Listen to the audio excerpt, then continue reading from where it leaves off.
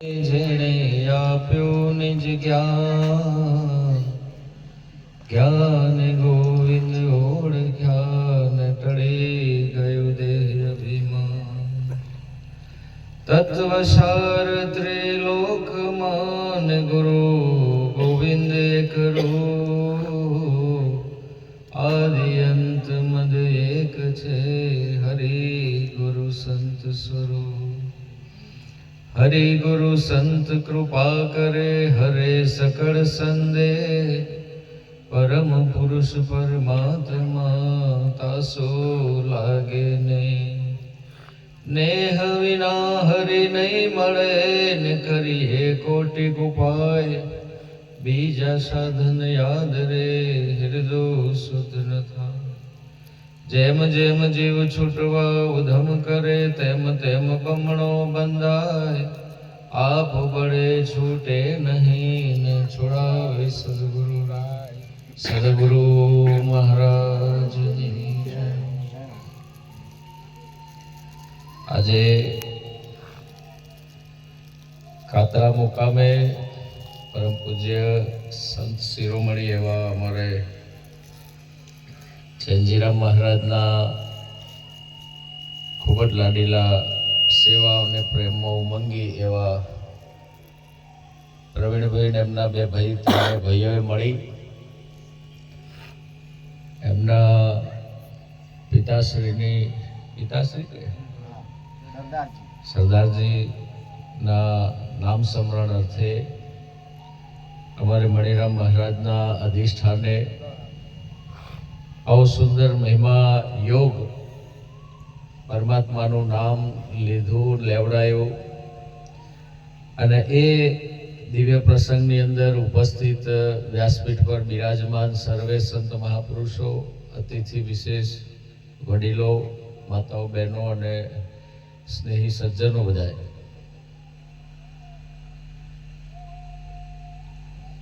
ચંજી મહારાજ અમે આયા ને મહારાજ જે પ્રમાણે ઝૂક્યા ને અને જે પ્રેમ નો મણિરામ મહારાજે જે પ્રેમની વાત કરી, એ પ્રેમના પ્યાલાની અંદર ચંજીરામ મહારાજ જે નમન વંદન અને જે પ્રેમનું સ્વરૂપ, અમે બધા સંતોમાં પ્રેમનું સ્વરૂપ હોય, આનંદનું સ્વરૂપ હોય, તો આ સંત છે ને હવે આડા પડ્યા છે એટલે મને બીક લાગે છે. હવે આમાં તમે બધા વધારે ચેતજો કે આવા દિવ્ય આવા મહાપુરુષોના દર્શન સંગત તમને આંખમાં આહો, હું તો કહું આંખમાં આહો આવી જવા જોઈએ. ખરેખર ગામમાં સંત હોય ને, ગામ કેટલું ભાગશાળી હોય કે સાહેબ ગામમાં કોઈ સંત હોય. તમને નિત્ય દર્શન, નિત્ય સેવા, નિત્ય પણ ના દેખાય તો સમજવાનું કે આ થોડું ઓપરેશન કરાવવું જરૂરી છે. શેનું એ સંતો શાનમાં કહે છે કે જો પાસે છે પણ પીરસી શકે નહીં એવો અગમ લેખે. આપણે પાસે હોય અને પીરસી ના શકીએ તો આપણી ભૂલ છે. એમાં બીજી જગતની કે પરમાત્માની કે સંતની ભૂલ. આપણે એટલા લાયક જ નથી, આપણે એટલો સંગ નહીં કરી શકતા કે એમના પ્રેમના લાયક કે અધિકારી નથી, એટલે આપણા માટે ઉપાધિઓ ઊભી ને ઊભી છે. એના માટે બધું જ દુઃખ ઊભા ને ઊભા કાયમે રહેવાના. પણ જેને મસ્તક ઉતારી દીધું, જેને પ્રેમનો પ્યાલો પી લીધો, એના પછી ઉર્મી જાગે ને એ નમી શકે ને, એ સેવા કરી શકે ને, એ પ્રેમ પ્રગટ કરી શકે, એ પછી જતાઈએ શકે. પ્રેમ ને જતાવો તો એ તો સાચો એવો પ્રેમ થયો હોય તો તમે જતાઈ શકો. દેખાડો કરવો હોય જુદી વાત છે, પણ સાચો પ્રેમ ની વ્યાખ્યા તો સંત જ સમજાય છે. અને આવો પ્રેમ કૃષ્ણ પરમાત્મા સાથે બધા હગાવાલા મોટા મોટા જ્ઞાનીઓ, યોગીઓ બધા રહી ગયા, પરમાત્મા રોજ રાસ કરતા, રોજ લીલા કરતા, રોજ આનંદ કરતા ગોકુળમાં, પણ કેવલ ગોપીઓ એ મહેમાને ને એમાં રાસમાં લાભ લઈ શકે. ગોપીઓ સિવાય બીજા કોઈને ખબર પડી નહીં. માતા પિતાએ રહી ગયા, જન્મદાતાએ રહી ગયા. વસુદેવ ને દેવકી અને એમના નંદ અને યશોદા એવા ભાગ્યશાળી હતા કે બબ્બે માતા બધે એક જન્મદાતા ને એક પાલન પોષણ કરતા. પણ એ અધિકારી ના બની શક્યા, ગોપીઓ જે બની શકી એમ કહું છું. કેમ કે ગોપીઓમાં શું ખાસિયત હતી? ગોપીઓ જ્યારે જ્યારે આદેશ થાય, જ્યારે જ્યારે વાંસળી વાગે ત્યારે ગોપીઓ બધું છોડી દેતી. પશુને નિરણ કરતી હોય, બાળકોને રાખતી હોય કે ઘરવાળાની સેવા કરતી હોય, પણ વાંસળી વાગે ને એટલે બધું પડી મેલી અને દોડી અને ભજનમાં જતા. આ એ રાસ જ છે. એટલે એવું નહીં ગોકુળમાં કૃષ્ણ વગાડતા હતા એ વખત વાંસળી વાગતી હતી. તમને કોઈ વાયક આવે ને એટલે વાંસળી વાગી એમ જ સમજવાનું. હવે તમારામાં બળ ગોપી જેટલું હક નહીં, બધું મેલીને નીકળી શકો છો કે પછી ડોબા બોધી દઈશી તમને, એ તમારા હાથની વાત છે. વાંસળીઓ તો રોજ વાગે, રોજ મહારાસ થતા હોય છે, પણ આપણે એમાં ના જઈ શકીએ. તો સમજવાનું કે આપણે હજુ આપણને સાચો પ્રેમ થયો. એકવાર ફરીદ નમાજ પડતા હતા, આમ બંદગી કરતા હતા, અલ્લાહની બંદગી કરતા હતા ફરીદ. અને પેલું ચાદર પાથરીને એમની રીતે નમાજ કરતા હતા. એ વખતે એક દીકરી એના ઘરવાળાના સમાચાર, પતિના સમાચાર હોભળ્યા તો ભાન ભૂલી ગયેલી અને દોડતી દોડતી એને જે ચાદર પાથરી હતી ને એના ઉપર પગ મેલીને દોડતી નીકળી ગઈ. તો ફરીદનો ગુસ્સો આવ્યો. ફરીદ કહેશે કે ખબર નહીં પડતી, હું અહીંયા પરમાત્માની બંદગી કરું છું ને આના ઉપર થઈને તમે દોડ્યા જાઓ છો. ત્યારે એ દીકરી શું કહે છે કે મારા જેટલો પ્રેમ તમને પરમાત્મામાં નથી. મારા ઘરવાળાના પ્રત્યે ભાન ભૂલાઈ જાય છે કે પગમાં શું છે, તમને બધું હજુ દેખાય છે. મારો ખાલી પતિ પ્રત્યે આટલો પ્રેમ છે તો હું શાન ભાન ભૂલી જાઉં છું. મને તો ખબર નહીં ચો પગ પડે છે, એટલું દેહભાન ભૂલી જાઉં. અને તમે બંદગી કરો છો, તમને હજુ બધું આ ઉપાધિઓ ઊભી છે. ઘણી વાર હમણાં જે રાસ થતો હતો ને, બધા નાચતા હતા, એ દેહાધ્યાસ જેનો છૂટી જાય અને શબ્દ ઉપર છૂટતા થાય, પ્રેમનું પ્રાગટ્યનું પહેલું ચરણ નાચ ગાન છે. તમે પ્રેમને પ્રગટ કરો તો તમારે આ પહેલું ચરણ, પહેલું પગથિયું ભક્તિનું કયો કે પ્રેમનું કયો, સેવાનું કયો, આનંદનું કયો. અને તમે અહીંયા આનંદ કરતા હશો, નાચતા હશો, બધાનો મોઢાનો હરખ બદલી જશે.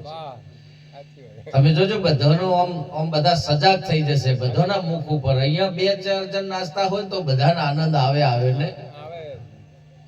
કેમ એવું થાય? નાચે છે એને તમને હરખ શેનો આવે છે? કેમ કે એમને આનંદનું થોડું સ્વરૂપ, એક ઝલક આપી, એક જોખી આપી, અને તમારા સ્વરૂપમાં આનંદ પડેલો છે. એટલે આનંદને જોઈને આનંદથી આકર્ષાય ને. આનંદથી જ આનંદ આકર્ષાય, બીજા કશાથી ના. પ્રેમ અને આવો પ્રેમ કે છે પ્રેમ ને બાળી ઉપજે, પ્રેમ ને ઘાટ બીકે. આવો સાચો પ્રેમ, સાચી સેવા, સાચી ભક્તિ જાણવી હોય તો અહીંયા શું કહે છે? પ્રેમ ને બાળી ઉપજે, પ્રેમ ને ઘાટ બીકે. તમે ગમે એવા દેવસ્થાને જો, તીર્થોમાં જો, આનંદ એ કોઈ ઘાટ ઉપર નથી. ગંગા કિનારે, હરિદ્વાર કે કાશી જો કે મથુરા જો, કે છે પ્રેમ ને ઘાટ બીકે, પ્રેમ ને બાળી ઉપજે.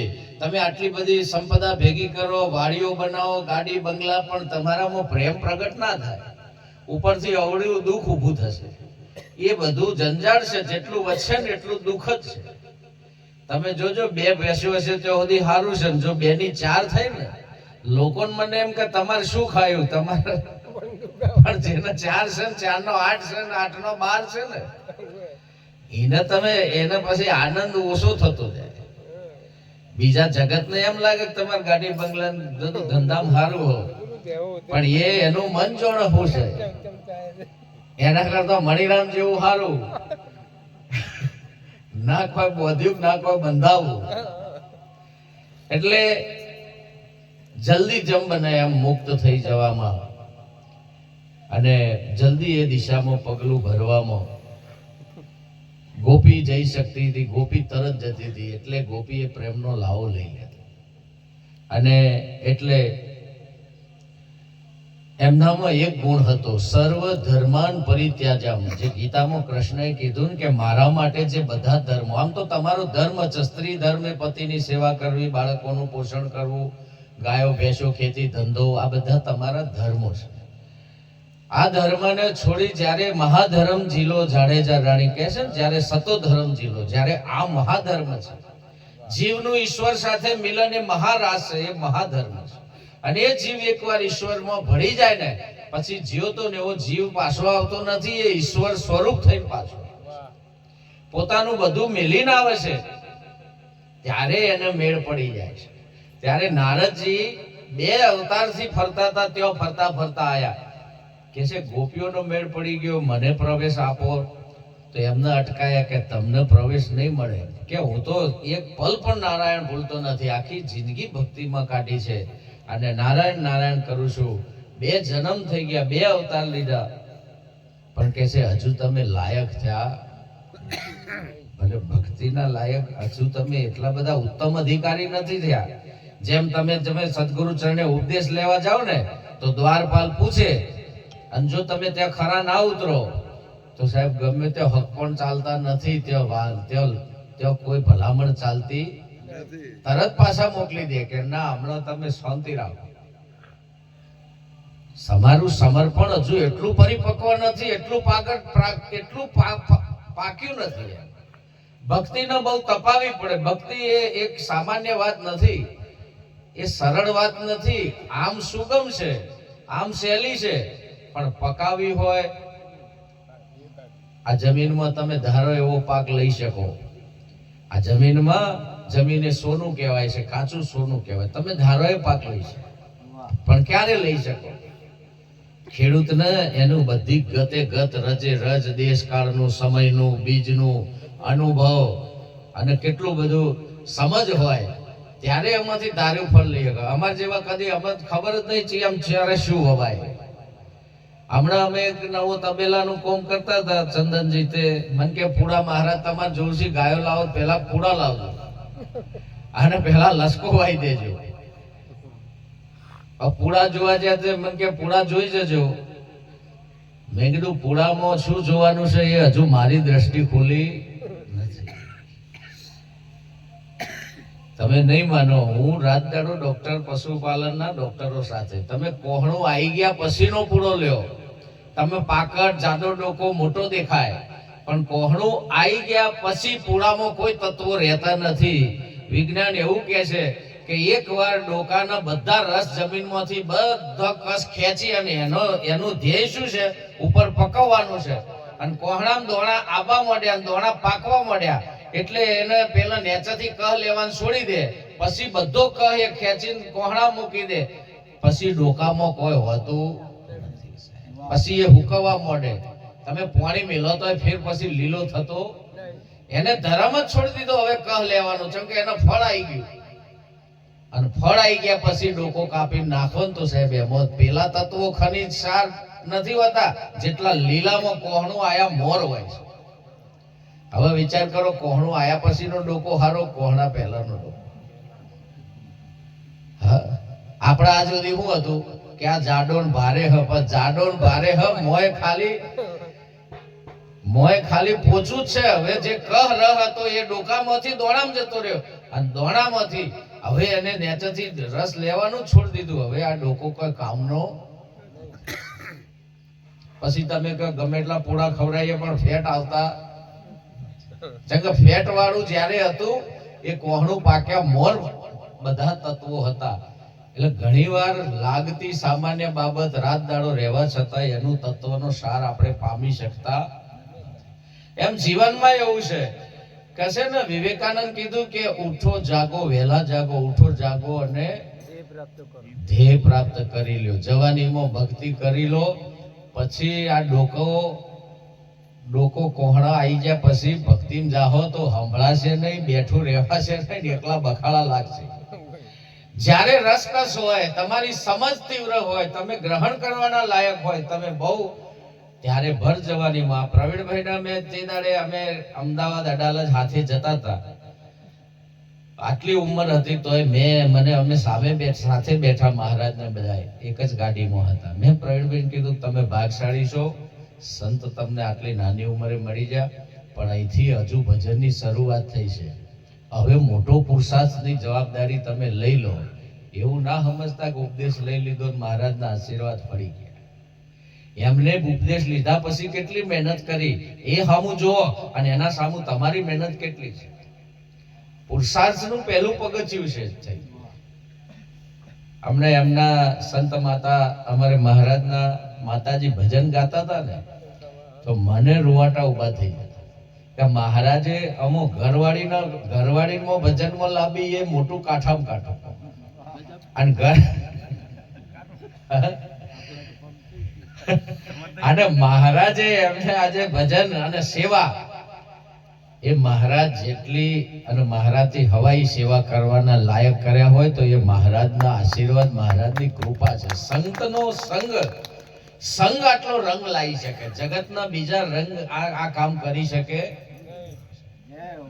તમે એટલી બધી પુરુષાર્થ મહેનત કરીને, જો હું કહું છું આ જો આટલો રસ, એમના ઉમંગ, સેવા, અને એમને જેટલું વાત મહારાજની મોનીને આજે તમે ગમે એટલા ધનવાન, પૈસા, ખેતી, ચાર ગોમ લોકાઈ, 4 ગોમ હગોવાલો, 5મું ગોમ નહીં જોયું હોય, અને ઢોરો ચાર્યો દાંતેડો તમારા માથે વિધાતાએ લેખ લખી દીધો. બોલો એનથી વધારે હ તમારા મારા માથે? બહેનોને કહું છું કે દાડો ઉગે તમારા જોડે ઢોરો ચાર્યો દાંતેડો, અને 4 ગોમ લોકાઈ કે 4 ગોમ હગાવાલા, ને હોજ પડે આવતું રહેવાનું ધોવાન ટાઈમ. બોલો આ સુખ હક દુઃખ. અને આ લેખમાં મેઘ મહારાજે એ ભક્તોની છોડાયા, ઓમાંથી એ ભક્તોની મહારાજે છોડાયા. આ લેખમાં મેઘ માર્યા કે નહીં? વિધાતાના બધા લેખ ભૂખી નાખ્યા કે નહીં? આજે હજારો ગામ એ ખૂંદી વળ્યા છે. કેટલા ગામો ભજન કરી, કેટલી સેવા કરી, કેટલું બધું ભજન, કેટલું બધું, કેમ કે એ સંત લેખમાં મેઘ વાળી છે. અને ફૂલોની વૃષ્ટિ થાય, સામય થાય, અને એ પણ ક્યારે થાય? તમન બધાનો મહારાજ સંતો, મતલબ મારો કહેવાનો મતલબ સંતો તમને બધાને તારવાનું કહે છે, પણ આપણો આ મેલાતું નહીં. આ જેમ સુધી આપણે જ મેળવાનું છે ને આપણે ના મેલીએ. તમે હમણાં મણિરામ મહારાજ નાચતા હતા, આ બધા નાચતા હતા, તમે એક ટસે જોઈ રહ્યા હતા, પણ તમે એ શબ્દના ભેદ હામું તમે નહીં જોયું હોય. તમે દેહ હામું જોયું હશે, નાચમાં રંગાયા છો પણ શબ્દમાં રંગાયા. એમને 4 વેદ ના કહી શકાય એ કહી દીધું આ વાણીમાં. 4 વેદનો સાર કહી દીધો, આખા ઉપદેશનો ભેદ કહી દીધો. આ નાચવાની સાથે સાથે ભલે એમને ખબર છે કે જે ગામમાં, જે વિસ્તારમાં જે શૈલી ચાલતી હોય, તમારું મન દેહ હોમું હશે, પણ સંતનું શબ્દ ઉપર. એમને આખા ઉપદેશનો સાર કહી દીધો. પહેલા પ્યાલે શું બનાવ્યું, હરખું કરી બતાવ્યું, દેહનો ધર્મ બતાવ્યો, બીજા પ્યાલે દેહાધ્યાસ છોડાયો, ત્રીજા પ્યાલે, એમ દરેક પ્યાલે આખા ઉપદેશનો સાર કહી દીધો. એટલે ત્યાં દ્રષ્ટિ કેટલાની જઈ હોય, શરીર હોમું જઈ છે, પણ એમાં રહેલા તત્વો ઉપર. અને ત્યાં જે દાડ પોકશે ને એ દાડે પહેલું પગથિયું પ્રેમનું નાચવાનું છે. અને જે દાડ તમે શબ્દથી પર જતા રહ્યા, શબ્દથી જતા, તે દાડ તમારે નાચવાનું બંધ થઈ જશે. પહેલું પગથિયું છે ત્યાં સુધી હિલચાલ રહેશે, પણ જે દાડ તમે પરિપૂર્ણતામાં આયા એ દાડ તમારા હાથ પગ હલતા. દેહ સતા જેની દશા દેહા, પછી ના તમે હલી શકો. એ એટલા માટે તમને એ પ્રેમના પહેલાનો અણહારો, પહેલા પગથિયાનો એ આકર્ષણનું પદ, અને એ તમને લઈ જવા માંગે છે. એટલે સંત પેલું છે ને, માતા નાના બાળક આગળ દાદો ઘોડો નહીં થઈ જતો, છોકરો આગળ દાદા કેવું રમતા હોય છે, છોકરા જેવા થઈ જતા નથી, કેમ કે એમને એટલો બધો પ્રેમ છે. એ બાળક થઈ જાય છે. એમ સંત તમારા મારા આગળ બાળક થઈ જાય, કાલું બોલે, શું ચેજીરામ મહારાજને મને આ વિસ્તારમાં ભજન કરવું ને પાર પાડવું એટલે કોઈ સામાન્ય વાત નહીં. અમે તો બહુ સગવડમાં ભજન કરીએ છીએ. અમે બહુ સગવડમાં ને બહુ સારા વિસ્તારમાં ભજન સત્સંગનો લાભ લઈએ છીએ. પણ હું આ વિસ્તારથી જ્યારે સિદ્ધપુરથી આ બાજુ કે પાટણથી આ બાજુ કે હારીજથી પેલી બાજુ જાઉં તો ભજન કરવું એટલે સુરાપુરા ને સુરવીર દાતારનું કામ છે. આમાં બહુ કાઠું કામ હોય છે અને એવું આવું કાઠું કામ સુગમ રીતે સરળ રીતે સંતો દરેક મહાપુરુષો એમના પોતાના અનુભવ અને પોતાના સૂઝબૂઝ પ્રમાણે જે દેશકાળની ભૂમિકાએ એમના પોતાના વિસ્તારમાં ચાલતી સમજ પ્રમાણે તમને જ્ઞાન પીરસે છે. એ તો બધું જ જાણે છે, બધું જ જાણીને બેઠા છે, પણ તમને મને સમજાય એવી ભાષા એ લોકો વાપરે અને આપણને ઉદ્ધાર કરવા. અને એટલે મહાપુરુષોનો સંગ તમે એટલા બધા ભાગ્યશાળી છો કે જે આપણે કોઈ ગામ પણ એટલું પાવન કહેવાય કે જે ગામમાં સંત હોય, ભક્ત હોય, આવું કોઈ પુણ્યતિથિ અથવા સત્કર્મ થતું હોય. હમણાં મહારાજે કીધું કે કોઈ નિમિત્ત ના હોય તો એમને કોણ આટલા બધા ભેગા થાય? તમે એમને અમને મહેમાનગતિ કરવા કે તમે ગમે એટલા પકવાન છપ્પન ભોગ ખવડાવો તો ખાવા કે પ્રસાદ માટે કોઈ ના આવે.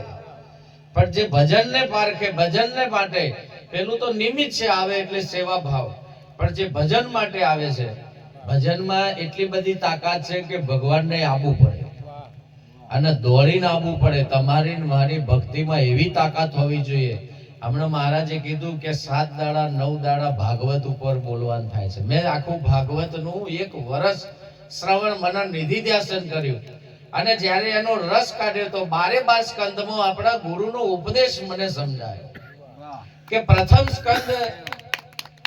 સ્કંદ થી 12 સ્કંદમાં અધિકાર લીલા બતાવી છે.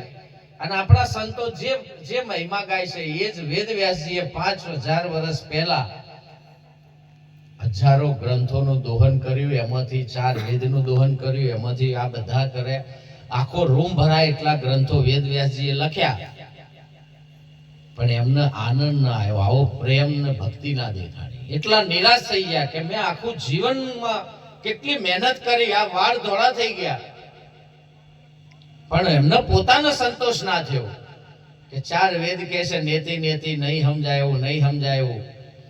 કર્મકાંડ છે, આ કેટલાય માર્ગ છે, કેટલું બધું ભાત ભાતનું લખ્યું, પણ આટલું બધું લખ્યું છતાંય એમને પોતાનો સંતોષ ના થયો કે હજુ મને આ જીવનનો ઉદ્ધાર થાય એવી વાત હજુ હું આમાં લખી શક્યો. ત્યારે નારદ ત્યાંથી નીકળ્યા ને એમને પૂછ્યું કે વેદ વ્યાસજી તમારા જેટલું જ્ઞાની હાલ વર્તમાનમાં કોઈ નથી, આટલું બધું તમે કર્યું પણ આજે ઉદાસ કેમ છો? કે છે જીવોનું કલ્યાણ થાય એવું મારાથી હજુ લખાણું. જ્ઞાન જાણું છું, આત્મા પરમાત્મા જીવ ઈશ્વર માયા નિત્ય અનિત્ય જળ ચેતન, એના માટે વિવાદ તર્ક વિતર્ક કરી દે એટલું પાછું વેદમાં છે, પણ ઉદ્ધાર થાય એવી વાત હજુ અમુક ભાઈ આવી, લોકોને સમજાય એવી વાત હજુ મારા વાંચેથી લખાણી નથી. એટલે મને સંતોષ થતો. મને સામાન્યમાં સામાન્ય માણસ સમજી શકે એ હજુ મારાથી કામ નથી થયું. એટલે આટલું બધું લખવા છતાંય મને હજુ સંતોષ થતો. ત્યારે નારદજીએ કીધું કે તમે કૃષ્ણની લીલાનું વર્ણન એવું રીતે કરો કે લોકોને રસ બાળ લીલાથી માંડી અને પૂર્ણ પુરુષોત્તમ સુધીનું. ત્યારે એમને કલમ ઉપાડી છેલ્લે અને એવો ગ્રંથ રચ્યો, ત્યારે એમને સંતોષ થયો. અને એ પછી આ સારું છે કે ખોટું છે, આનો ઉપયોગ મારે કોના ઉપર કરવો? તમે કે હું? બિયારણ આપણે સંશોધન કરીને સારું બનાવ્યું, પણ હવે ખેડૂતને આલો અને એમાંથી કેટલા ટકા માલ પાકે છે પછી ખબર પડે ને કે આ બિયારણ કેવું છે. એવું આપણે તો સારું બનાવી દીધું, પણ ખેડૂત વાપરે અને એના ઘેર હજારો મણ થાય ત્યારે પાકવું. ત્યારે બધા ગ્રંથોના હમું એમનો છેલ્લો ગ્રંથ મૂકવામાં આવ્યો. પછી એનો ઉપયોગ કરવા માટે એના લાયક ઉત્તમ અધિકારી મારે એક શિષ્ય જોઈશે, અને એનો ઉપયોગ એમને એમના દીકરા વ્યાસજીના દીકરા કોણ હતા ખબર છે? વ્યાસજીના દીકરા. તમે કોઈ વાર શાસ્ત્રોનો, સંતનો, ગીતાનો અમુક ગ્રંથોની નજર, ભલે જ્ઞાન લીધું હોય તો ઘણી વાર એની જરૂર પડે. એમના દીકરાને આ ગ્રંથ આપ્યો. કહે છે કે આનો તો ઉપયોગ કરી જો, આમાં કોઈનો ઉદ્ધાર થાય છે. તમે યાદ કરો, એ નામ કદાચ યાદ આવે, મગજ ઉપર થોડો ભાર આપો, થોડું લેસન આપ્યું. એમના દીકરાને આ ગ્રંથ આપ્યો. અને એ વખતે કૌરવો પાંડવોના યુદ્ધ પતી ગયા પછી એમના છેલ્લા વંશજ એટલે પરીક્ષિત શાસન કરતા હતા. અને પરીક્ષિતને 7 દાડામાં મૃત્યુનો શ્રાપ લાગ્યો. ત્યારે આ વ્યાસજીનો ગ્રંથ આપ્યો કે જો આના જન્મ મરણના ત્રાસમાંથી તું છોડાઈ શકતો હોય તો મારું લેસન, મારું કામ પૂરું થાય. અને એ વખતે પહેલી વાર ઉપદેશ કર્યો પરીક્ષિતને. અને એ પરીક્ષિતને જે ઉપદેશ ગ્રહણ કર્યો એનાથી એને 7 દિવસમાં પોતાના આ મૃત્યુના ભયમાંથી મુક્તિ થઈ એવું સાક્ષાત્કાર પોતે કબૂલ્યો. પોતાને થયો, સભામાં જેટલા બેઠા હતા એટલા બધાને ખબર પડી કે આને કાળના મુખમાંથી છોડાયો, અને કાળના મુખમાંથી છોડાયો. ત્યારે એમને ખબર પડી કે હા, હવે આમાં પાવર છે ને આ પરિણામ લાવે. અમને ગુરુ મહારાજે આ બધાને સંતોને એવો ગ્રંથનો સાર આપ્યો છે. હવે એમને આખું ભાગવત વાંચવાની જરૂર નથી, પણ એમના જોડે એની શું કહેવાય, પેલી કલમ છે, એ જેને લાગે એને ધાર્યા ફળ લાવે ને. તો આવું પ્રયોગ કરી અને સાબિત કરીને પરિણામ મળ્યું. ત્યારે એમને ખબર પડી કે ખરેખર એમ તમારા મારા જીવનમાં સંતો હોય, આપણા ઉપર જ્ઞાનના અખતરા કરે, પ્રયોગ કરે, કયું સાધન તમને લાગુ પડે છે, અને એ સાધનથી તમે જીવમાંથી શિવ થાવશો કે નહીં. મૂળમાં એ જ સ્વરૂપ હતા, મૂળમાં સ્વરૂપ છો, પણ આવરણથી તમે ઢંકાયા અને તમે ભૂલી ગયા હોય તો પાછું સ્મરણ કરાવવાનું. ભૂલી ગયેલા સ્મરણ કરાવવામાં કોઈ બહુ લોબી વાર લાગતી નથી. પણ જેને સ્મરણ કરવું છે એને સ્મરણ થાય, પણ જેને નહીં કરવું એને સ્મરણ કોઈ કરાઈ શકતું. તો આવા સંતો આપણને ભિન્ન ભિન્ન મત ઘેર ગાર કે સબકુ એક ઘર લાયા મેં તબ જાનો પૂરા ગુરુ મિલી. તમે ખાલી આવા સંતોના સમર્પિત થઈ પ્રેમથી એમના સંગતનો લાભ લ્યો, બીજું બધું કામ સંતો ઉપાડી લે છે. થોડો પ્રસંગ એક 2 કડી અમારે પ્રભાસસિંહને આ માઈક એક આપજો અને સાજ ઉપર આવજો. બધા પ્રેમથી થોડા 2 કડી બોલીએ. પ્રેમની જે ભાષા અને જે વ્યાખ્યા વાત થતી હતી એના ઉપર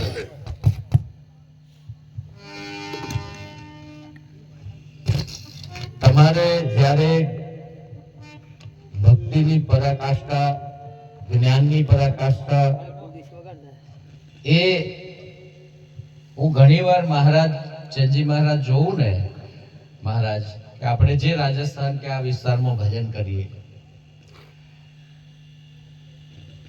મહારાજનું જે દોડીને આવીને હામે કરી તમે ભક્તિ વરો ને એ દાડે એવા બારવટિયા, એવા સુરવીર થવાના કે જ્યારે આપણને મોકો મળે ને તો એટલા બધા નમી પડવું, ઢળી પડવું, એટલું બધું પ્રાગટ્ય કરવું. તમે જેને વર્યા છો એને પણ એટલા સમર્પિત થાઓ.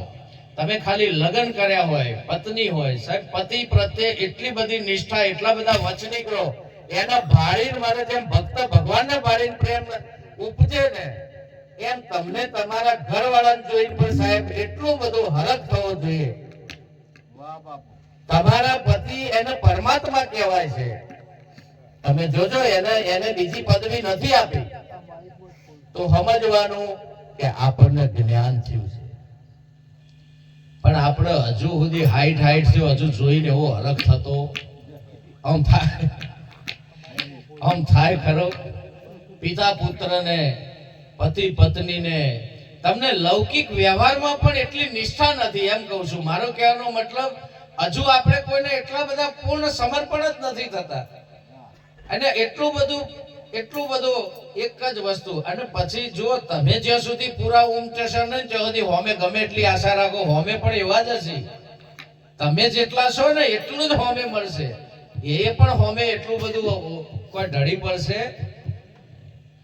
એનો એક દાખલો કહું કે સાહેબ ભક્તિ જીવનમાં એવી નિષ્ઠાથી કરો, એવી ભક્તિ કરો કે એકવાર સુદામા કૃષ્ણ ભગવાનની નગરીમાં આમ તો નતા જતા બાળકો ભૂખ્યા રહ્યા, દરિદ્રતા, ગરીબી એટલી ઘેરી વળેલી, એટલા બધા પ્રશ્નો ઘરમાં, પરિવારમાં, પણ ઘરવાળી બહુ સુશીલ હતી. એને કીધું કે એકવાર તમે ભૂલી ગયા છો, તમે પરમાત્મા તમારો સાથી છે, તમારો બેલી છે, મિત્ર છે, તમે એકવાર એના દ્વારે જાઓ. સુદામા કહેશે કે બધી વાત સાચી, પણ હવે મારી હિંમત થતી નથી ત્યાં જવાની. પણ વારંવાર પત્નીના કહેવાથી એકવાર સુદામા ઉપડ્યા. પણ તમે વિવેક જુઓ, પત્નીનો વિવેક કેવો હતો. ભગવાનના ઘેર કહેશે ભલે આપણે આટલા બધા ગરીબ છીએ પણ ખાલી હાથે જવાય. પણ આપણે તો કે 7-7 દાડાથી ઘરમાં જ આપણે ખાધું નહીં, કોઈ પાણી ખાવાય નહીં, હવે લઈ શું જવાય. પણ પત્ની એટલી બધી વિવેકવાળી હતી. હું બહેનોને કહું છું, સાહેબ, ધર્મ શું છે, શાસ્ત્ર શું છે, સંઘ શું છે, આ કેવું શીખવાડે છે. તમે સાંભળો, આટલી ગરીબી છે છતાંય પત્ની ધર્મ યાદ કરાવે છે કે ભગવાનના ઘેર ખાલી હાથે જવાય. ઉભા રહો કે હું 2-4 ઘેરથી લાવું માગી. જ્યાંથી મુઠ્ઠી તાંદુલ ભેગા કર્યા ને પોટલી બોધીને આપી. ફાટેલી પોતળી, કપડો ફાટેલો, પગે ચપ્પલ નહીં, ઉઘાડા પગે આજે સુદામા ભગવાનના દ્વારે જાય છે. જો આ જીવ આખા જગતમાં સુદામા એ પાત્ર છે, પણ વ્યાસજીનું કહેવું છે જીવ માત્ર જ્યાં સુધી પરમાત્માના સન્મુખ નહીં જતો ત્યાં સુધી એની દરિદ્રતા દૂર થતી.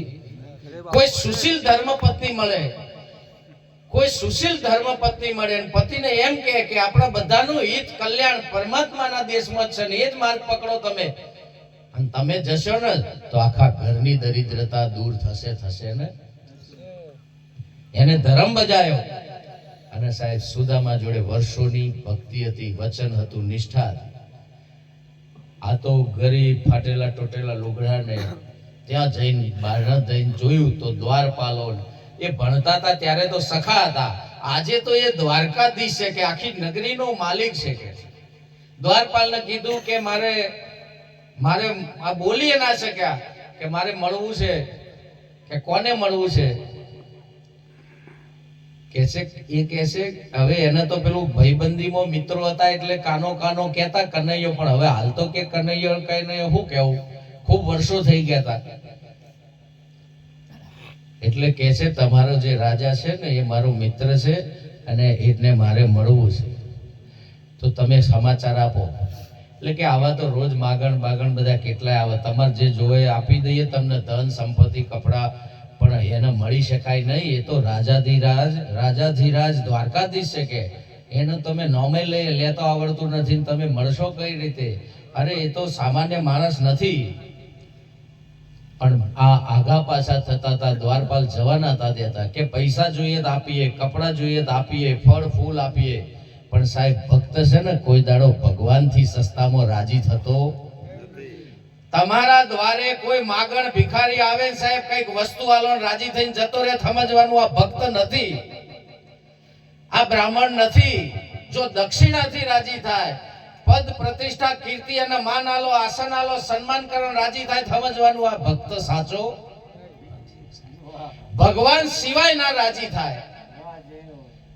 જગતની કોઈ વસ્તુમાં જેનું મન, જો સાધુ અથવા સંન્યાસી અથવા જ્ઞાનીમાં ભેદ, તમારે આટલું સાવધાન રહેવાનું કે આવનારો જો વસ્તુથી રાજી થતો હોય, પણ ના, વસ્તુથી નહીં પરમાત્માથી રાજી થતો હોય. આજે સુદામા આજે દ્વાર પર ભક્ત આવ્યો છે. આ કોઈ સામાન્ય ગરીબ બ્રાહ્મણ નથી, આજે ભક્તિ સભર માણસ આવ્યો છે. એને કીધું તમારે જે જોઈએ બોલો, આપી દઈએ, તમારી દરિદ્રતા આખી જિંદગી દૂર થઈ જાય, બધું આપવા તૈયાર છે. પણ કે છે ના, હું તો દર્શનનો પ્યાસી છું, મારે મુલાકાત છે, મારે વસ્તુ જોઈતી નથી. ઘણી રકજક થઈ, ઘણી ટેક થઈ.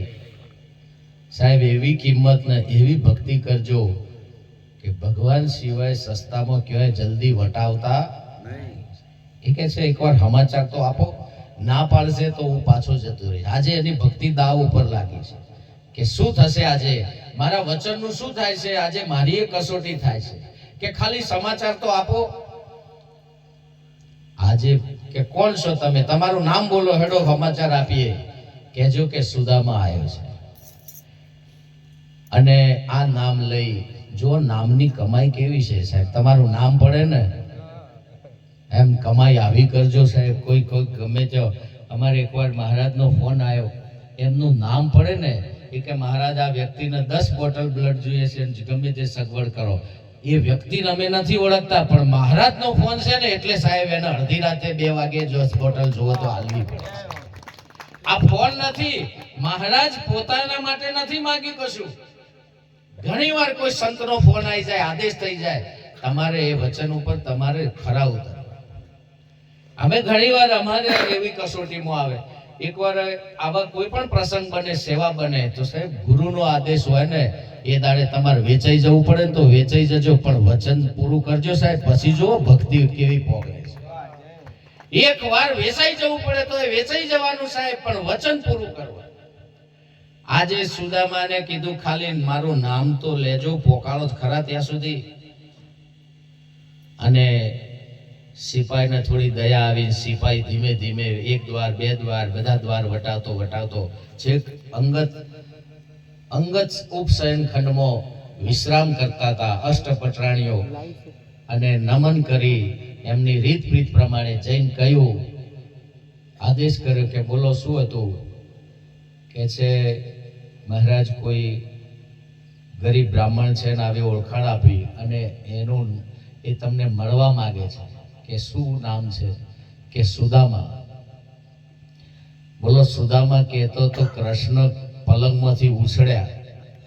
નામ સાંભળતા ભગવાન બેઠા થઈ ગયા. આમ તો અષ્ટપટરાણીઓને, રૂક્ષ્મણીને, સત્યભામાને, જામવંતીને બધાને એવું થયું કે કોઈ બહુ મોટી હસ્તી આવી કે શું. કે આમ તો ભગવાન કહેતા બેસાડજો, કોઈ સેનાપતિ મોકલતા, કોઈ દરબારને મોકલતા કે બોલાવો, બેસાડો, હું આવું છું. આજે તો જાતે દોડ્યા ઉભા થઈ. સાહેબ નામ કોનું પડી છે? સુદામા. અને એવું કહેવાય છે ભગવાન દોડ્યા.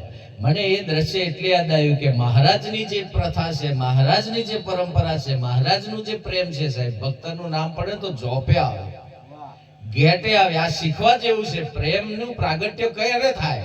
જ્યારે સાચો પ્રેમ હોય તો. તમારે ઘરવાળાને પણ જો સાહેબ જોઈને એનો આદેશ થાય, એનો હુકમ થાય સાહેબ, ખેતરમાંથી આવે, ગમે ત્યાંથી આવે, પાણી માંગે ને શરબત બધું પડી મેળો અને પાણી આપો, સમજવાનું તમારે પ્રેમ સાચો છે. આ રીત પ્રીત છે ભક્તિ નહીં. એવું નહીં ભક્તિ એટલે તમે જેના સાથે જે પ્રીત બાંધો એ પ્રાણ હાટે પણ વચન નિભાવવાનો આ તમારું મારું ધર્મ છે. પિતા હોય, એક દીકરો હોય સાહેબ, તમારો પિતા ગમે ત્યારે આદેશ કરે કે હાલ હેડો, સાહેબ તમારે હાલ હેડવાનું, પછી પૂછવાનું નહીં કે ચો જવું છે ને અત્યારે એક વેળા કવેડા છે સાહેબ, તો સમજવાનું તમે સપૂત છો. હેડો એટલે હેડવાનું જ. પછી તો તમે પરિપક્વ, તમે તમારું પદ, તમારી લાજમ, તમારી ગરિમા, તમે પુત્ર છો. તમે એક આ રામે શું કર્યું? રામે વચન પાડીને આખા જગતને સંદેશ આપ્યો કે એમને કીધું એટલે મારે કરવાનું. પછી એમાં કોઈ વાત. શ્રવણ હતો ને એના માતા પિતા અંધ હતા. હવે અહીંયા નતા ભાળતા, ક્યાંય ભાળતા નહોતા. સમજો, એમને ક્યાંય કશું દેખાતું જ નતું. આ અંધ શ્રવણના માતા પિતા, અને એમને એકવાર ઈચ્છા કરી શ્રવણને. જો શ્રવણનું ઇતિહાસમાં નામ ચડી, એને કેવી કમાઈ કરી. માતા પિતાએ કીધું કે અમારે 4 ધામની યાત્રા કરવી. તો હવે તો ગરીબી હતી, સગવડ નથી, કઈ રીતે માતા પિતાને 4 ધામની યાત્રા કરાવું? તો એને હાથે નાથે આવા 2 આપણા ફૂલ્લા હોય ને, એમાં દોયડીથી બોધ્યા, લાકડીથી બોધી આડી અને ખભે કર્યા, 2 બાજુ માતા પિતાને બેહાડીને સાહેબ 4 ધામની યાત્રાએ નીકળી પડ્યો. શું ભક્તિ કહેવાય છે? આને કહેવાય જ્ઞાન, ભક્તિ, વૈરાગ્ય. વચન વિવેકી જે નર નારી પાનબાઈ, જેને બ્રહ્માદિક લાગે. તમે જે પદ ઉપર છો, જ્યાં છો ત્યાં, તમે દેશના પ્રધાન હોય તો, હાલ પિતાની પદવી હોય, પુત્રની હોય, તમારી પદવીમાં આવું વચન વિવેક હોય ને તો સમજવાનું કે આપણે સાચા માર્ગે છે. એવું ના કીધું કે તમે તો વદરો છો ને હોય નહીં ભણતો, 4 ધામ જશે તોય શું દેખાવાનું? બોલો અત્યારે ભણેલા ગણેલા હોય તો આવું કે હવે તમને દેખાતું જ નહીં, તમે 4 ધામ છો તો તમને શું દેખાવાનું? ના, પણ કે તમારે જવું છે ને, તમારી ઈચ્છા હું પૂરી. તરત જ કાવડ લીધું સાહેબ એ શ્રવણ અમર થઈ ગયો. તમારે મારે આવી ભક્તિ શીખવાની છે. આપણાથી થાય એટલું ભણવાનું, ના ભણાય તો ખેતી ધંધો જે રોજગાર મળે કરવાનું, કશું ના થાય તો મન મેલીને મા બાપની સેવા કરજો, જન્મારો સફળ થઈ જશે. અને બીજી વસ્તુ સાદામાં સાદી ભાષામાં કહું, કોઈ ના થાય ને બેઠા બેઠા ખાજો. આ ભારતની ભૂમિના માતા પિતામાં એટલી તાકાત છે, યુવાનોને કહું છું, તમે જીવન ત્યાં સુધી તમને કપડાં લત્તા પહેરવા ઓઢવાનું એ પોતાની જાત વેચીને તમારું પૂરું કરશે. પણ કોઈ ના થાય ને તો કોઈ નહીં, ચૂપચાપ સેવા કરજો. સેવા ના થાય કોઈ નહીં, પણ આબરૂ ના કાઢતા, નેચો ના ઉતરતા, ફરિયાદ તો ના જ આપી જુઓ સાહેબ. જો તમે સાચા કુળમાં જન્મ્યા હોય અને ખરાનો ખેલ હોય સાહેબ, જો સાચું લોહી હોય અને સાચી રીત પ્રીત હોય અને સંતનો સંગ હોય, કોઈ નહીં કરો, બેઠા બેઠા ખાજો, પણ ફરિયાદ ના આપી જુઓ. તોય મા બાપ રાજી ને. ફરિયાદ ક્યાંથી આવે ખબર છે? 5 વિષયો સંતો શાસ્ત્રોએ નિષેધ કરેલા છે. આજકાલની વાત નથી. ભાગવતમાં કળિયુગ ક્યારે આવ્યો? ભાગવતમાં પ્રથમ સ્કંદમાં જ્યારે પરીક્ષિતે કીધું કે ઉભો રે કળિયુગ, મારા વડલાએ તને પહેવા નહીં દીધો પણ હું એ તને નહીં પહેવા દઉં, મારે તમારે તમને આવવા નહીં દઉં. આ જો કળિયુગ પહેલી વાર પ્રવેશ કરતો તો ત્યારે પરીક્ષિતે એને અટકાયો હતો કે હું તને પ્રવેશ નહીં કરવા દઉં, આજ સુધી તને નહીં આવવા દીધો. પણ કળિયુગે પગ પકડી પાડ્યા અને એક નાની રિક્વેસ્ટ કરી કે ભલે હું કળિયુગ છું પણ મારામાં એક ગુણ છે. કયો ગુણ છે? કે છે કે કળિયુગમાં ભક્તિ સહેલી થઈ જશે. આગળ સતયુગમાં, દ્વાપરમાં, ત્રેતામાં બહુ કઠિન ભક્તિ હતી. ઘણાને પોતાની જાતને કરવતો મેલાવી પડી હતી. કળિયુગમાં કે છે ખાલી નામ લેશે ને તોય તરી જશે. મારો એક ગુણ છે પરીક્ષિત, એક વાત તો સાંભળો, ભલે મારા 99 અવગુણ રહ્યા પણ મારા સમયમાં કોઈ જીવ એક ખાલી થોડું નામ સ્મરણ કરશે તો પણ તરી જશે. આ મારો ગુણ છે. પછી એને કીધું કે તો જો જ્યાં ભજન થતું હોય, સત્સંગ થતું હોય એનો નિષેધ કરે, ત્યાં નહીં જવાનું. સત્કર્મો, ધર્મ, સેવા, દયા, દાન, પુણ્ય થતું હોય ત્યાં કળિયુગને પ્રવેશ ના પાડી. તો કે છે ક્યાં રહું? ત્યારે એને 4 સ્થાન માંગ્યા છે. જ્યાં મદિરાપાન થતું હોય ત્યાં તું તાર જજે. તમારે આમંત્રણ નહીં આલવું પડે. આનું સેવન કરો ને એટલે માથે કાળ આવ્યો ને, કળિયુગ આવ્યો. એને માગ્યું છે, પરવાનગી માગી છે કે તાર ક્યાં રહેવાનું. અને આ સંતો તમને આ કળિયુગને 1 મિનિટમાં કાઢી નાખે. એને 4 સ્થાન માગ્યા. 4 સ્થાન કળિયુગે માગ્યા કે હું ક્યાં રહું? તો કે છે જેના ઘરમાં મદિરાપાન થતું હોય, વ્યસન થતું હોય એના ઘરમાં તું તાર જજે. સમજવાનું કે આપણે તમને આજ બતાવું છું, તમારા ઘરમાં કળિયુગ શક નહીં જોઈ લેજો. આ એનો માપ આલું છું. આજે માફી ના ફૂટપટ્ટી ઘેરમાં જે માફી જોજો. ઘણો તો કળિયુગ હદી ગયો. હવે જીવ જશે પણ હવે અમારો અમારી પર. એટલે અમને કીધું કે 4 સ્થાન કે જેના ઘરમાં મદિરાપાન થતું હોય, નશો થતો હોય, તું તારી જજે. કે સારું. બીજું સ્થાન માંગ્યું, જે ઘરમાં વ્યભિચાર થતો હોય. વ્યભિચાર એટલે તમારાથી નાની ઉંમર દીકરી હોય, માતા હોય, પિતા હોય, માતા પિતા, દીકરી, તમારા વાણી વર્તન વ્યવહારથી જો દુઃખ થતું હોય, તમે એવું વર્તન કરતા હોય કે જે દીકરી દુઃખી થાય, માતા દુઃખી થાય, તમારા આખા દિવસના વ્યવહારમાં એવો એક શબ્દ ના બોલો કે સાહેબ માતાને દુઃખ થાય, પિતાને દુઃખ થાય, તમારી બહેનને દુઃખ થાય, ઘરમાં કોઈ રોગી હોય, આ બધો વ્યભિચાર છે. જે તમારા આશ્રિત છે, તમારા સાનિધ્યમાં છે, એને કદી દુઃખ ના આપવું. અને એ દુઃખી થાય ને તો સમજવાનું તમારા ઘરમાં કળિયુગ છે ને. કોઈ સમાજના સાક્ષીએ, કોઈ સમાજની સાક્ષીએ, ધર્મની સાક્ષીએ કોઈ પિતાએ તમને દીકરી આપી હોય, કન્યા દાન કરી હોય, જેને કહેવાય ને કે એકવાર દીકરી આપે ને એટલે એને દાન કરી કહેવાય. 18-20 વર્ષ જેને દીકરીને કદી રોવડાઈ નથી અને ધર્મની, બ્રાહ્મણની, અગ્નિની સાક્ષીએ, સમાજની સાક્ષીએ તમને દીકરી આલી હોય અને આવું દાન તમારા ઘરમાં હોય અને જો તમારે હોતી અને ચલતી હે જો રોવડાવતા હોય તો સમજવાનું તમે વ્યભિચાર કરો છો, પાપ કરો છો. કોઈનો વિશ્વાસ તોડો છો તમે. અને એ દીકરી જો દુઃખી થતી હોય તો આ બધો વ્યભિચારને તમે દીકરીને જોજો. કન્યાદાન વિદાય થતી હોય ને, દીકરીની વિદાય, મારે થોડું સમાજ, કુટુંબ, પારિવારિક, એકલું આત્મજ્ઞાન આધ્યાત્મિક નહીં, હું વ્યવહારિક પણ થોડી વાત કરું, રેણી કેણીની પણ વાત કરું. તમે આખી દીકરીનો અવસર જોજો. દીકરીને સમાજ જ્યારે કન્યાદાન થતું હોય ને, 1 મહિનાથી બાપા વર કરે, મોજમાં બેસીને બધો વહીવટ કરે, થાક ના લાગે, પહેરમણી ઓઢમણી હવાયું, મારી દીકરીને કોઈ તકલીફ ના પડે, કેટલું બધું લે કરે, પોતાની શક્તિ કરતા વધારે. અને સાહેબ ગામના ગોદરે જાય ને, આટલું બધું દોડવા છતાં થાક નહીં લાગતો. પણ કન્યા વિદાય થતી હોય ને ગોદરે દીકરીને બધાય મળે, પણ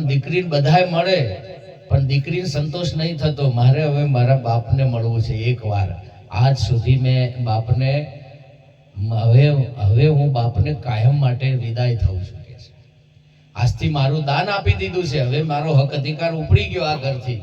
સાહેબ ગામના ગોદરે દીકરી એકવાર ભેટે ને પિતાને, એ દ્રશ્ય જોજો સાહેબ. એ આખા અવસરમાં પિતા રોતો નહીં, પણ ત્યાં પિતા રડે ને. અને એ વખતે વચન આપી દેશે દીકરી કે પ્રાણ હાટે પણ પિતા હું મારો ધર્મ બજાવીશ, તારી આબરૂ જવા દઈશ નહીં. હવે પ્રાણ જશે અને આ દીકરી એથી પગલું મળે ને. હવે અહીંયા દારૂડિયા, જુગારી કે ગમે એવું ઘર મળ્યું હોય, ગમે એવું મળ્યું હોય ને સાહેબ, દીકરી માથે ઓઢી રાખે ને, સમજવાનું તમારી આબરૂ છે. હવે દીકરી પાછી પિયર જાય ને તો કોઈ દર તમારી ઓછી ના કરે, તો એવું કે મારે સારું છે. તો એ દીકરી શું કે ઘેર, કેમ કે હવે હું દુઃખ વેઠી લઈશ, પણ મારા મા બાપને દુઃખ થાય એવું હું કહીશ નહીં. આને સતી કહેવાય. આજ સતી છે અને આજ સતો ધર્મ છે. તાર જે મળ્યું છે એ પાર પાડે ને, આજ ભક્તિ છે, ત્યારે આજ જ્ઞાન છે. સીતાજીને કેમ આમ સ્થાન મળ્યું છે સાહેબ? પરણાયા પછી વન મળ્યું, મહેલમાં પરણાયા હતા, પણ વનવાસ આવ્યો તોય ઉકારો કર્યો. રામે કીધું તમારે વનવાસનું ફરજ નથી, વચન તો મારે એકલાને પાડવાનું છે. તમે પિયરમાં જઈ શકો, કો તો અયોધ્યામાં રહો. પણ કે ના, મારો ધર્મ હવે તમે છો, તમે જો છો તે જ મારો ધર્મ છે. હવે તમારા સિવાય મારે બીજું કોઈ. અને આ જ્યારે દીકરી આવી તમારા ઘરમાં હોય અને સાહેબ તમે જો એને દુઃખ આપતા હોય તો આ વ્યભિચાર. અને આવા જો અખમો વસુ આવે ને તો સમજવાનું, આજથી આ ભક્તિના તિથિ યાદ રાખજો. હવે સાવધાન થજો કે હવે પછી કોઈ દાડો જાણે અજાણે, આજ સુધી અમારા સંતો માફ કરી દે, લાખો ગુના હોય, પણ હવે ભૂલ કરતા નહીં.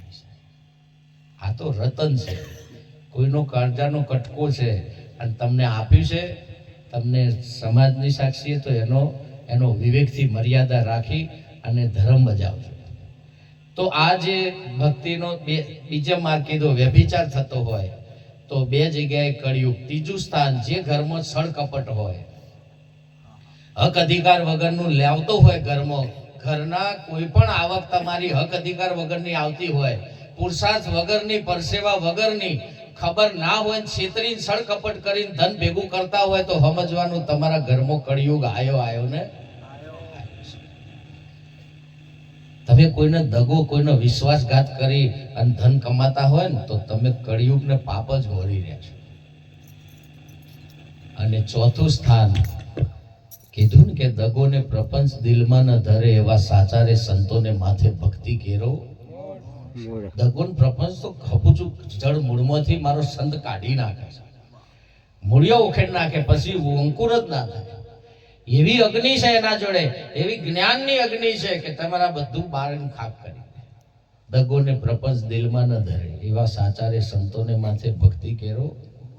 અને ચોથી વસ્તુ નિષેધ કરી, કળિયુગે સ્થાન માંગે છે. આ 4 જગ્યાએ હું રહીશ કે છે.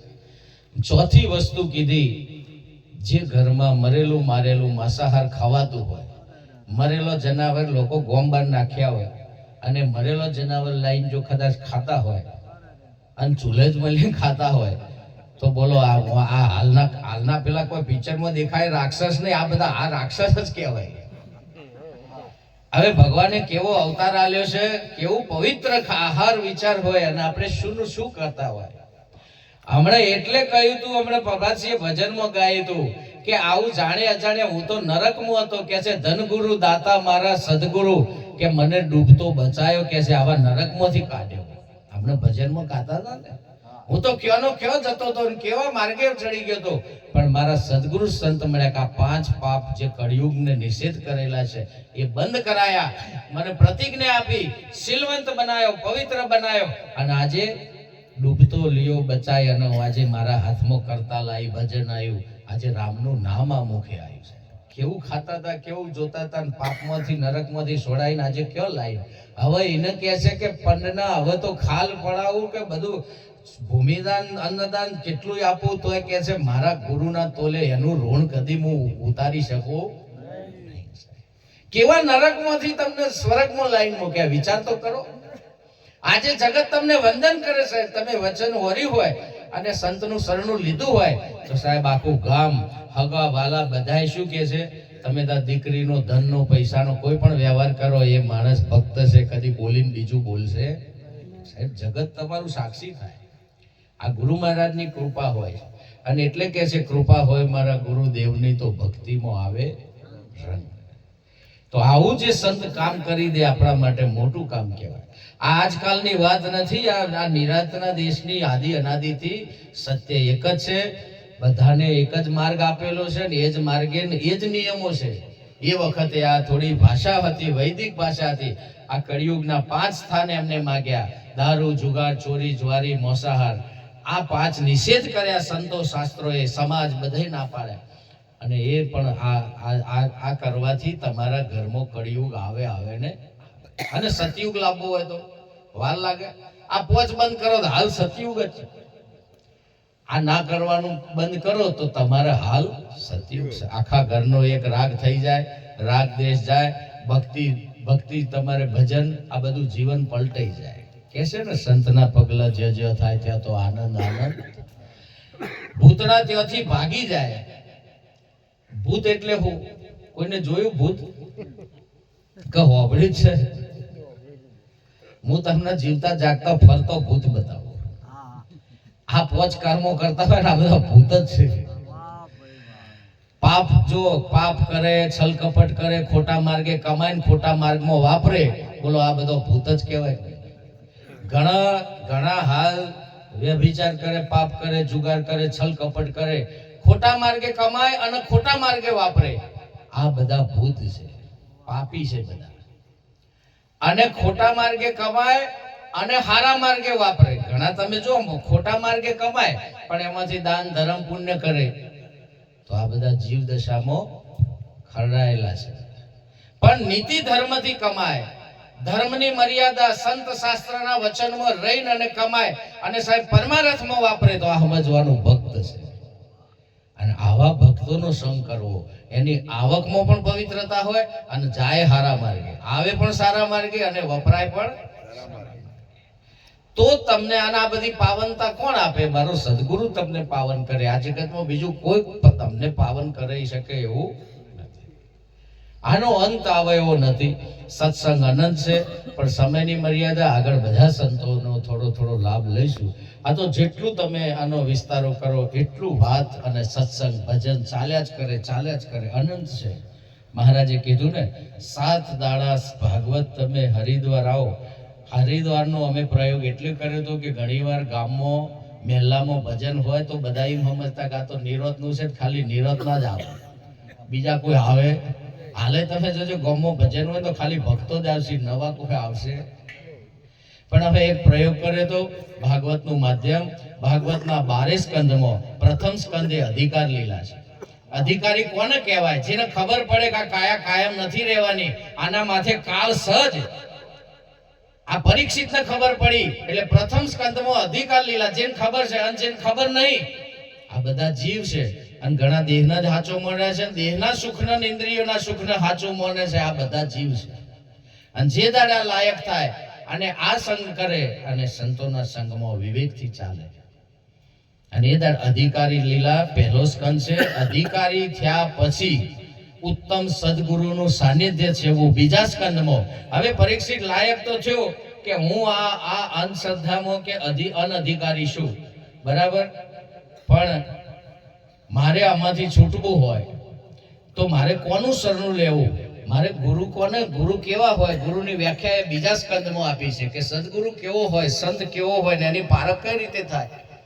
તો બીજા સ્કંદમાં અધિકાર લીલા ને અધિકાર લીલા પછી ગુરુનો મહિમા અને ગુરુ મળ્યા પછી ગુરુને જેવું છે એવું જ જ્ઞાન આપણને કઈ રીતે થાય એ ત્રીજા સ્કંદમાં. એમ 12 સ્કંદમાં ઉપદેશ આપે છે, પરીક્ષિતને ઉપદેશ આપે છે કે જો હવે તું ઉત્તમ લાયક થઈ અને હવે તું આ માર્ગ પકડી પાડ. અને 12મા સ્કંદમાં પૂછ્યું કે બોલ હવે કાળ તને મારી શકે.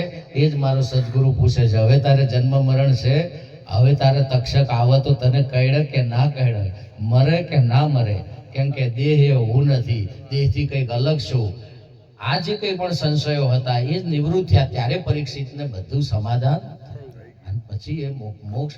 એટલે ત્યાં બેઠેલા 88,000 ઋષિઓ, વેદ વ્યાસજી તે વખતે બધા જ ધર્માચાર્યોએ જય હો કીધું કે આજે આ ઉપદેશની અંદર અમારી નજર સામું જોયું કે ઓનું જન્મ મરણ જીવને પાકું કરી દીધું. અને એ સુખદેવજીએ પરીક્ષિતને ઉપદેશ કરેલો અને પાકો ઘૂંટાઈ દીધો. અને ત્યારે પછી આખા વિશ્વ ફલક ઉપર આ ગ્રંથની મહિમા ગાઈ કે આ રીત સાચી છે, આ પ્રેમવાળી છે અને ભક્તિવાળી છે. એટલે આવો મહિમા આપણા સંતો જોડે છે. એ જ ગ્રંથ, એ જ એનો સાર આપણા ગુરુમુખી મહિમાવાન સંતો ચલવી રહ્યા છે. એમનો લાભ લઈએ. પ્રભાતસિંહને કહું કે 2 લીટી જે આગળ વાત કરી હતી, ફરજ પાડી હતી, તો એમાં આપણે બધા આવેલ મનખો સુધારો, ગુરુજી મારો આવેલો મનખો સુધારો.